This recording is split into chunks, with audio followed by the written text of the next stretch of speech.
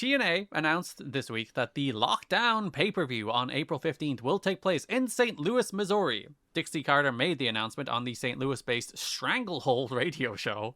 There will be a fan access meet and greet. Tickets will go on sale February 16th, and several TNA stars will be on hand. The announcement comes on the heels of St. Louis Cardinals shortstop and World Series MVP David Eckstein announcing that Team Eckstein would battle Team Przynski, led by Chicago White Sox catcher AJ Przynski at Against All Odds. I presume they couldn't get that done on lockdown because it was probably too close to baseball season, but it's very funny that, like, we have the St. Louis Cardinals guy here 2 months before we're in St. Louis. I mean, they're probably just like taking swings. Pun intended. It's baseball. Baseball. Of course. I mean, I don't give a fuck about any of this. I don't know who any of these people are. It means nothing to me. But one of them is pretty good. I like AJ Przynski. He's a dick. Yeah, he's a really good, like, not animated dick. Which means he's probably a dick in real life. That's what Don West told me on commentary. Because it is just like a natural level of being a prick.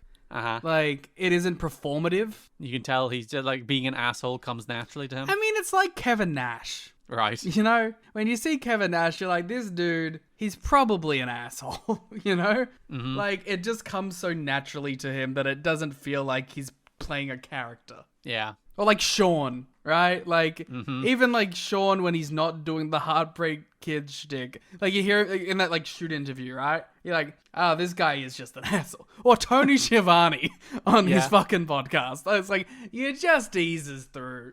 Mm-hmm. This is the second TNA pay-per-view on the road after Bound for Glory last year. Apparently, despite selling 4,000 tickets last year for Bound for Glory, they still lost their ass on that one. So they're doing this because they know it's better for the pay-per-view, but maybe not better for the bottom line. It's so crazy that it's like, what a different television age when it's like these numbers right now, you'd be getting billions, you know? But yeah. And it's like, but just in this time, it's like, you know, we're still eating our ass? Sure. Losing our ass on, like, doing anything that isn't, like, in our one spot, and we're, like, cutting as much fucking, like, funding as we can in places and trying to save money. But it's like, you know, if AEW had these exact ratings every week, it'd be like, all right, we're going to triple what we just gave you, and that was, like, $800 million. Yeah, because the tricky spot TNA are in at the moment is they're doing very good numbers for Spike, as we'll talk about in a moment. But they have not yet gotten like a renewal with Spike, so they're still on like original terms with Spike, whatever those were. They're not on, we're doing 1.5 million people every week money. So they're in a tricky spot while they're still negotiating with Spike and trying to get the 2-hour deal, which again doesn't happen for another 7 or 8 months. So you probably, but their mentality is probably just like, we gotta keep these ratings for the next 6 months. Mm-hmm. Then we can drop off. Once we get the deal signed, pressure's off a little bit. Like, they're spending all this money on Christian and Sting and Angle, who don't come cheap. And also, they haven't gotten a Spike renewal yet to the money that would actually make them somewhat sustainable. So they're in this tough spot financially where they have to spend this money to get these ratings to get that deal. But that's tough on them at the moment. They should have sold it to Spike. Listen, if they sold it to Paramount, well, like Bellator went away as well, I guess. But I don't know. But like Bellator was around a lot longer than it should have been. But yeah, they did hang on. TNA Impact in a special Wednesday night time slot on January 24th drew a respectable 0.8 rating, 941,000 viewers, which it was preempted. I actually don't know what it was preempted for now that I think about it, but it was preempted on the 24th instead of on the 25th, and it did more or less its usual audience. So everyone's like, oh yeah, that's good. It's nice to have that consistent. And the February 8th episode this month did a 1.12 with 1.6 million viewers, which is, I only mentioned the ratings this time because it's the most watched episode of Impact to date. What was on that shit? What was the draw? That was the Go Home show, so... Okay, well, it's a good month of TV. That was the show that was main event by Angle and Joe versus Styles and Christian. Yeah, but like, I mean, it's hard to tell with this kind of stuff because you're like, we don't know what was announced in advance, how it was announced in advance.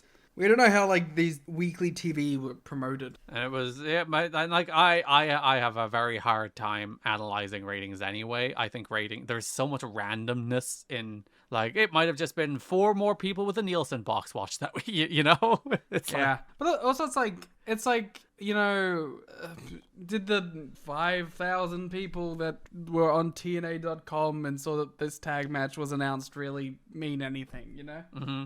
And, like, people dig into quarter hours and all that, and, like, people are like, oh, this did a great rating, but then it dropped off immediately after. And, like, most people read that as, like, the segment that did the great rating is the segment people wanted to watch. Whereas you could easily argue, was that segment so bad that a lot of people tuned out? Like, you don't know. Before that segment that, like, bumped it. The reason, like, people were like, holy shit. Yeah, was there something about the segment that did less, that like, got a bunch of word of mouth that caused people to tune in? Like, you don't know. We're just guessing. So when you make, like, declarative statements about ratings, it is very silly.